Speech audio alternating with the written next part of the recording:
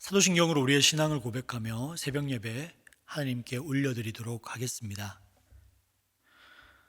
전능하사 천지를 만드신 하나님 아버지를 내가 믿사오며 그 외아들 우리 주 예수 그리스도를 믿사오니 이는 성령으로 잉태하사 동정녀 마리아에게 나시고 본디오 빌라도에게 고난을 받으사 십자가에 못 박혀 죽으시고 장사한 지 사흘 만에 죽은 자 가운데서 다시 살아나시며 하늘에 오르사 전능하신 하나님 우편에 앉아 계시다가 저리로서 산자와 죽은 자를 심판하러 오시리라.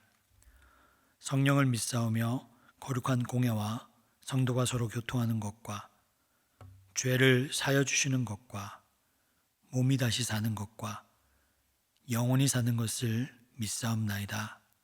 아멘.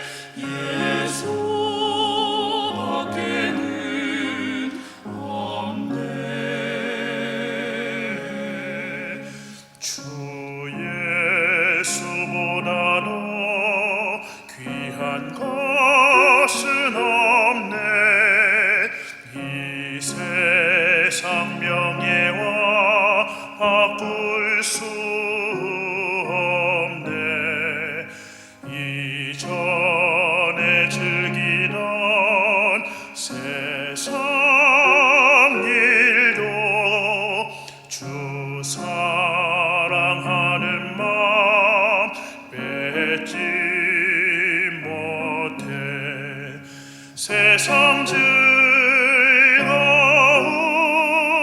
다 버리고 세상 자랑 다 버렸네.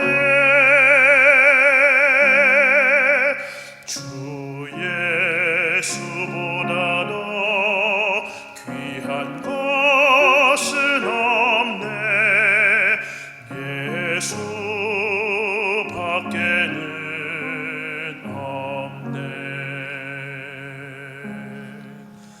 주 예수보다 더 귀한 것은 없네. 이 세상 행복과 바꿀 수 없네. 유혹과 핍박이 몰려와도 주 섬기는 내 맘 변치 않아. 세상 즐거움 다 버리고 세상 자랑 다 버렸네. 주 예수보다 더 귀한 것은 없네. 예수 밖에는 없네.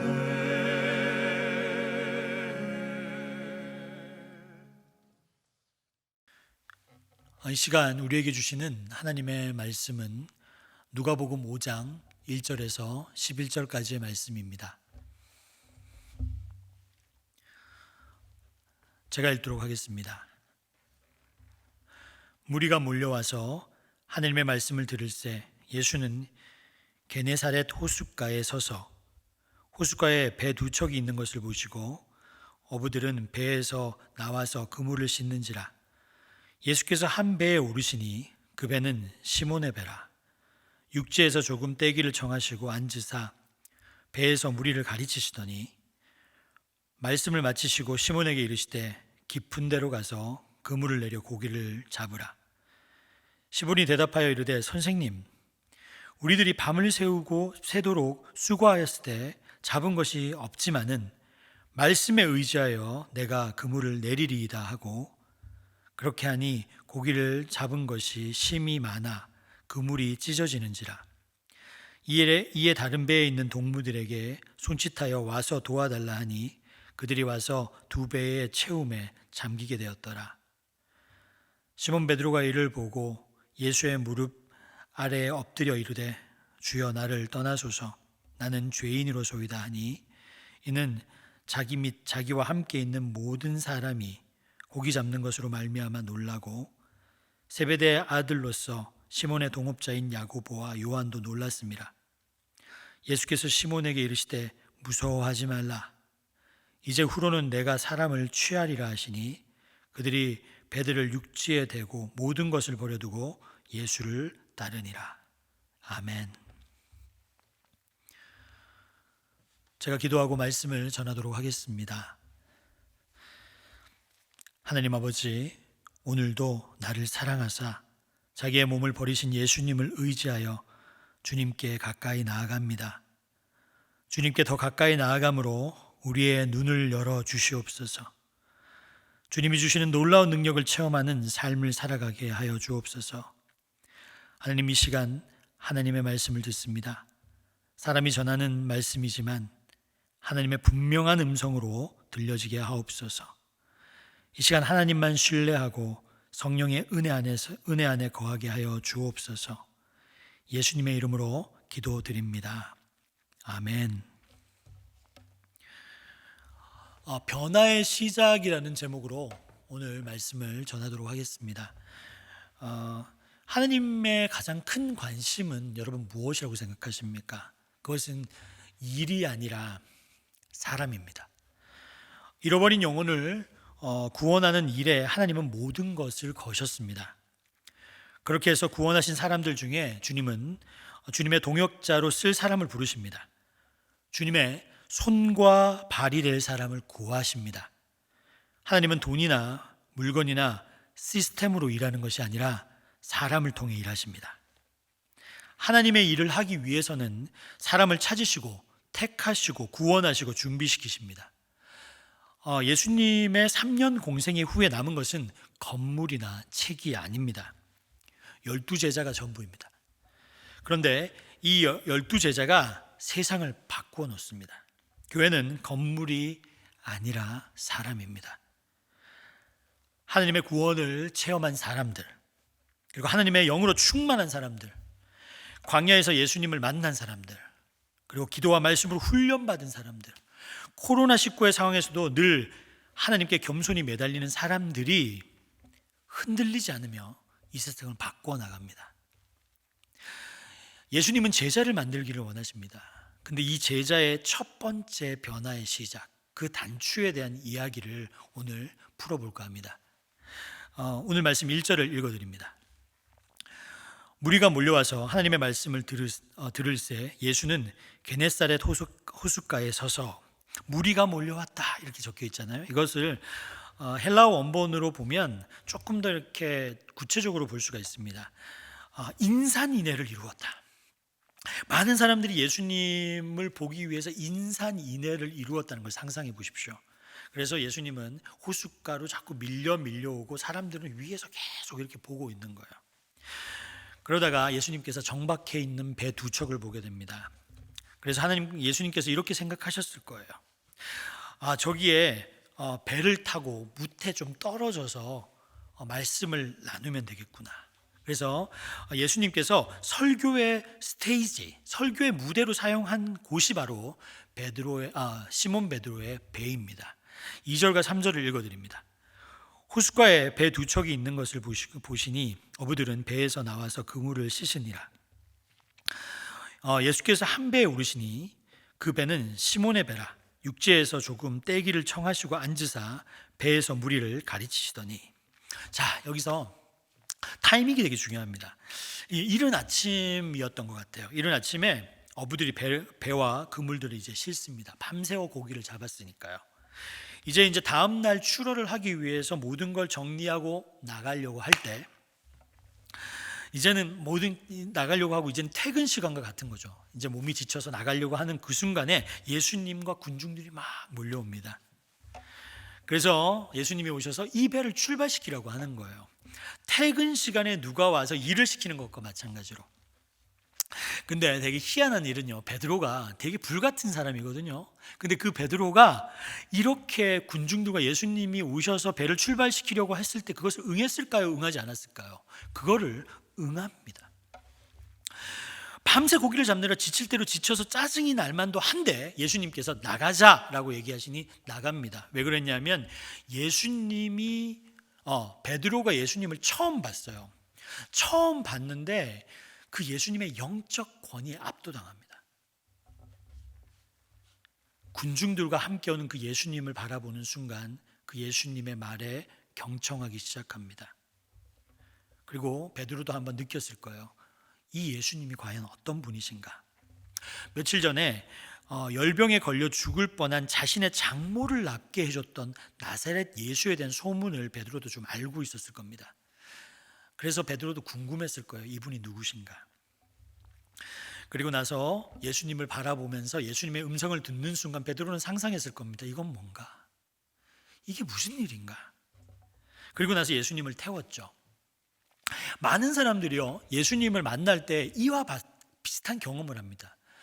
예수님을 찾아가서 처음 만날 때부터 뛰어가는 사람은 없어요. 예수님을 찬양하면서 예수님이라고 하는 사람은 없습니다. 이건 뭐지? 이분의 말씀은 무엇인가? 고민하게 되고 충격을 받게 됩니다. 자, 이제 배에서 예수님께서 설교하는 것을 마치십니다. 그리고 나서 적극적으로 베드로를 부르십니다. 4절을 읽어드립니다. 말씀을 마치고 시몬에게 이르시되 깊은 데로 가서 그물을 내려 고기를 잡아라. 자, 예수님이 베드로를 보니까 뭔가 자신감이 좀 떨어져 있어요. 왜 그러냐면 고기가 밤새도록 안 잡혔거든요. 그래서 만약에 물고기를 많이 잡아서 있었으면 그 배에는 물고기로 가득 차서 이제 준비하는 것도 어려웠을 뿐만 아니라 배가 텅텅 비지 않았다면 베드로는 예수님을 맞이하지 않을 수도 있었을 겁니다. 아마 물고기가 꽉 차 있었다면 예수님의 이야기가 잘 들리지 않을 수도 있었을 겁니다. 물고기가 없었기 때문에, 자신감이 없었기 때문에, 뭔가 망했기 때문에, 마음이 가난했기 때문에 예수님이 그 배에 탈 수 있었습니다. 여러분, 여러분의 인생이라는 배에서도요, 예수님이 들어오실 때가 있습니다. 여러분의 고기가 없을 때, 그리고 망했을 때, 감옥에 있을 때, 배고플 때, 가난할 때, 힘들 때 예수님께서 들어오십니다. 그리고 우리가 아무 선택것도 없을 때 예수님께서 말씀하십니다. 자, 그런데 예수님께서 들어오셔서 고기를 못 잡는 걸 보시고 나서 이렇게 말씀하시죠. 야, 내가 고기 잡는 법을 가르쳐 주겠다. 깊은 데로 가서 그물을 내려라.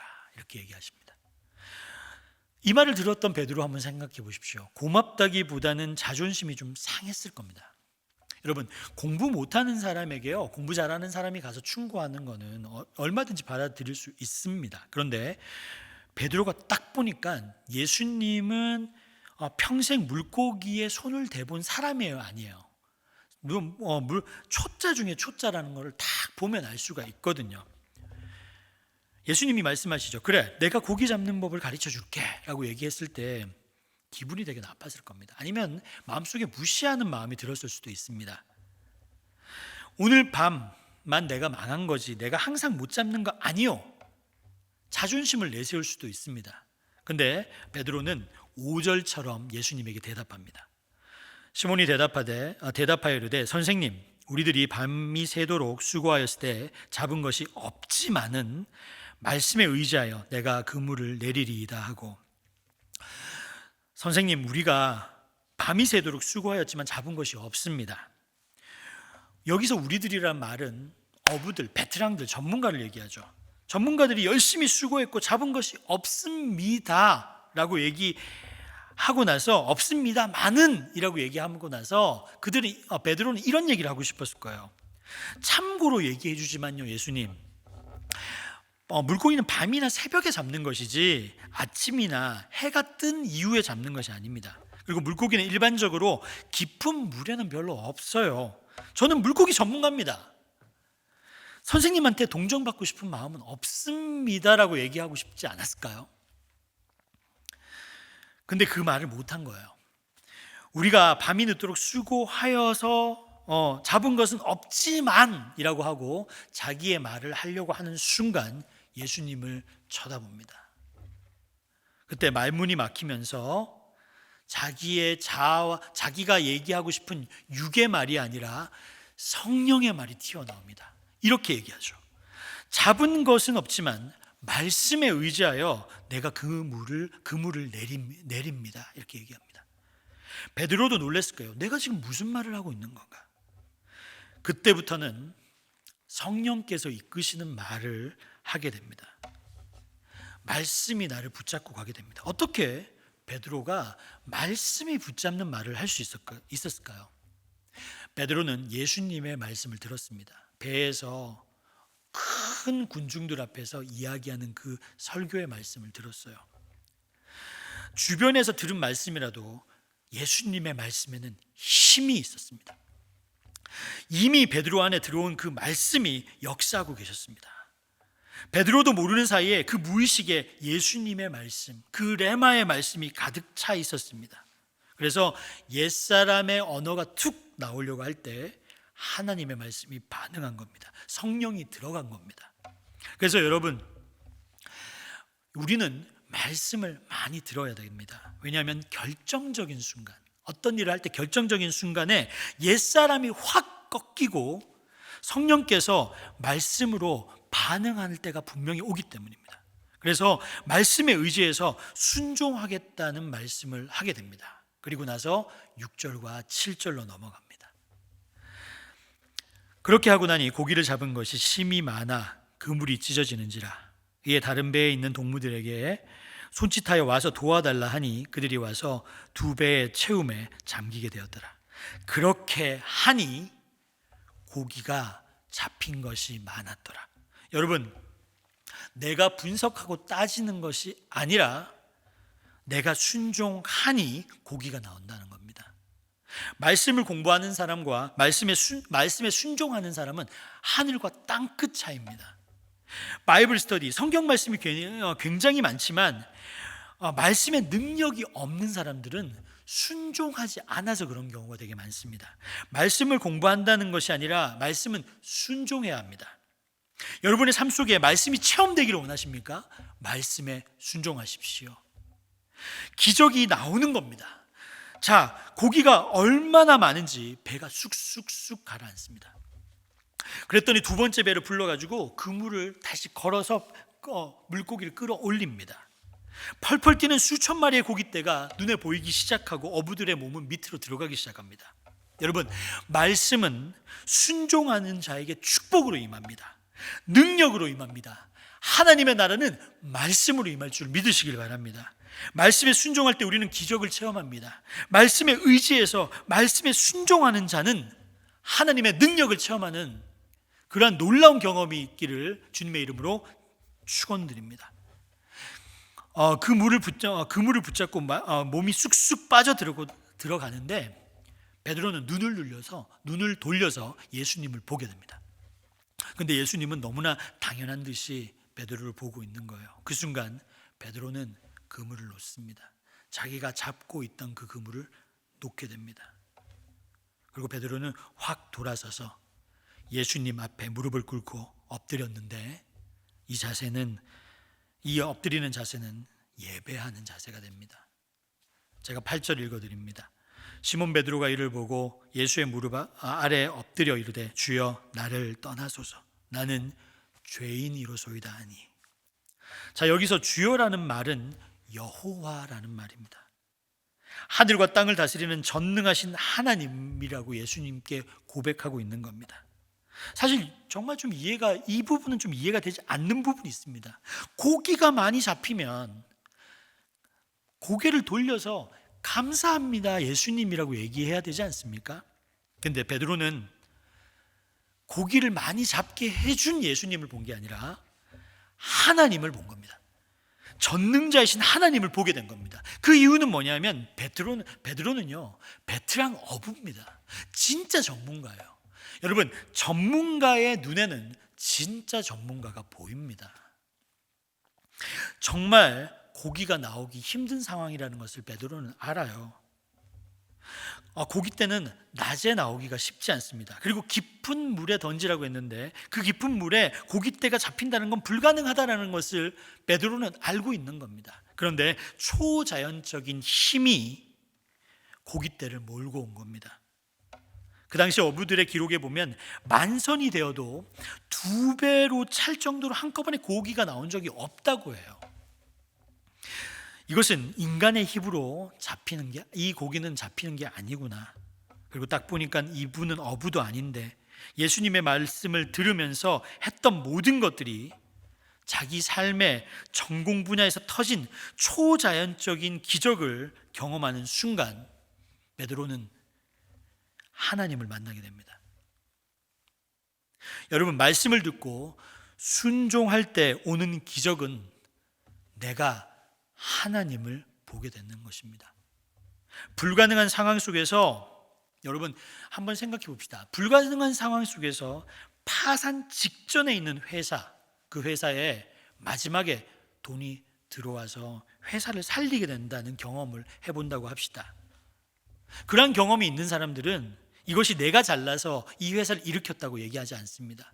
누군가가 도와줘서, 특히 하나님이 주신 돈이라는 것을 그 사업자는 깨닫게 되고 알게 되는 것이죠. 베드로가 하나님을 느끼는 순간에 주여 그러고는 예수님 앞에 무릎을 꿇습니다. 그리고 베드로가 가장 먼저 한 게 뭐냐면 회개합니다. 고기를 많이 잡게 해 주셔서 감사하다는 감사가 아니라 회개가 먼저 나옵니다. 여러분, 살아계신 주님께서 여러분의 삶에 개입하게 되면 죄인인 나 자신의 모습이 그분의 거룩한 임재 속에서 투영되게 됩니다. 내 죄를 보게 됩니다. 빛으로 오신 그 예수님 앞에 나를 보게 됩니다. 그러면 시키지 않아도 회개하는 겁니다. 이게 진짜 예수님을 만나는 사람의 자세죠. 예수님은 베드로 일가의 수입을 올리려고 오신 분이 아닙니다. 베드로가 가장 만만하게 여겼던 부분을 깨트려 버림으로써, 항복시켜 버림으로써 그분의 거룩한 권위 앞에 무릎 꿇게 하기 위해서 예수님은 그렇게 베드로에게 나타나신 겁니다. 그리고 주님이 베드로의 미래를 보여주십니다. 예수님을 만나고 예배드리고 하는 그 베드로에게 미래를 보여주십니다. 8절을 읽어보면 이렇게 적혀 있습니다. 베드로의 이름을 시몬 베드로라고 이야기합니다. 원래 이것은 두 가지 이름이고 따로 분리된 것입니다. 시몬은 베드로의 옛 이름이고 베드로는 주님께서 붙여주신 반석이라는 새로운 이름입니다. 즉 시몬에서 베드로가 되었다는 말은 무슨 말입니까? 이제 이 사건을 기점으로 해서 베드로의 인생은 시몬에서 베드로로 가는 거다, 이렇게 말씀하십니다. 이제 그토록 들쑥날쑥했고 그리고 다혈질이었던 베드로가 반석처럼 단단한 하나님의 사람으로 가는 여정이 시작되었다라고 하는 것입니다. 여러분이 예수님을 만나는 그 순간부터 변화는 시작되었어요. 시작된 겁니다. 감지하지 못할 뿐이지만 변화는 시작되었습니다. 그래서 저는 이 찬양 너무 좋아합니다. 시작됐네. 예수님을 만나는 순간부터 시작이 되는 겁니다. 베드로의 인격을 변화시켜줄 주님께서는 이제 베드로가 가게 될 새로운 미래도 보여주십니다. 여러분, 미래가 궁금하신가요? 그러면 예배하십시오. 그리고 예수님을 체험하십시오. 그러면 그 예수님이 미래를 보여주십니다. 우리 한번 10절 한번 같이 읽어보도록 하겠습니다. 세베대의 아들로서 시몬의 동업자인 야고보와 요한도 놀랐습니다. 예수께서 시몬에게 이르시되 무서워하지 말라. 이제 후로는 내가 사람을 취하리라 하시니, 무서워하지 말라는 걸로 봐서는 베드로는 덜덜덜 떨고 있는 거예요. 주님을 만나는 것은 충격입니다. 그러나 예수님께서 말씀하십니다. 그러나 너를 내가 사람을 낚는 어부가 되게 하겠다. 한 마리 두 마리 낚는 어부가 아니라 저인망의 그물로 수천 마리 수백 마리를 낚는 어부가 되게 하겠다. 여러분, 베드로는 훗날 복음을 전파해서 수많은 잃어버린 영혼들을 죽음의 바다에서 끌어올린 그런 사람의 어부가 되었습니다. 예수님은 그 베드로의 미래를 그 순간에 보여준 것이죠. 주님께서 보잘것없는 우리를 선택하시고 구원하실 때 우리를 통해서 크고 놀라운 일을 계획하시고 미리 보여주신다는 것을 잊지 않으셨으면 좋겠습니다. 주님은 실수가 없으십니다. 나를 택했나? 왜 나를 택했나? 아닙니다. 주님께서는 실수가 없으십니다. 중요한 것은 이 주님의 부름을 받은 제자들이 베드로처럼 지체 없이 부름에 순종했다는 겁니다. 이제 마지막 절 11절을 같이 읽습니다. 그들이 배들을 육지에 대고 모든 것을 버려두고 예수를 따르니라. 자, 한번 봅시다. 여러분, 배에 무엇이 실려 있습니까? 자기들의 인생을 고쳐줄 수 있는 엄청난 양의 고깃대가 실려 있고요. 그리고 그들은 그 그물을 다 버리고 배와 그물을 버린다. 어부에게 있어서는 평생 생업이 될 수 있는 그것들을 버리고 주님을 보는 것입니다. 이 엄청난 희생을 할 수 있었던 것은 그 제자들이 예수님을 만났기 때문입니다. 예수님을 통해서 예수님과 함께 가는 새로운 미래를 보았기 때문입니다. 예수님에게 예배드리는 순간 예수님께서는 이름을 정체성을 변화시켜 주시고 그와 함께 가야 될 미래를 보여주셨습니다. 그 미래의 놀라운 비전과 가능성과 그 능력이 지금 자기가 하고 있는 일과 비교해서 내가 하고 있는 일이 보잘것없는 것처럼 보였기 때문입니다. 영적인 눈이 뜨였기 때문입니다. 베드로는 주님을 만난 뒤에 주님보다 더 귀한 것이 없는 것을 알았습니다. 그래서 이 세상이 중요하지 않다는 게 아니라 주님 안에서 발견하는 그 인생을 볼 때 상대적으로 내가 가진 것이 시시해 보였기 때문에 갈등 없이 버릴 수 있었습니다. 베드로가 모든 것을 버리고 주님을 따랐다는 것을 잘못 해석해서 직업을 버리고 전 재산을 팔아서 신학교를 가라는 뜻으로 여러분 받아들이지 마십시오. 또 그렇게 받아들이지 않을 거라고 봅니다. 주님은 여러분 대부분에게 그러한 부르심을 전혀 주시지 않았습니다. 저는 주셨지만 여러분은 아니에요. 다만 이 말은 주님을 섬기는 데 있어서 우리의 우선순위가 분명해야 된다는 것입니다. 너무 현실적인 사람은 자기 것을 버리지 못합니다. 너무 악착같이 이 세상을 붙잡고 있는 사람은 주님이 은혜를 주시기가 어렵습니다. 여러분이 다니는 직장을 잘 다니십시오. 그렇지만 그 직장에 목숨은 걸지 마세요. 여러분이 가지고 있는 재산에 여러분 목숨을 걸지 마세요.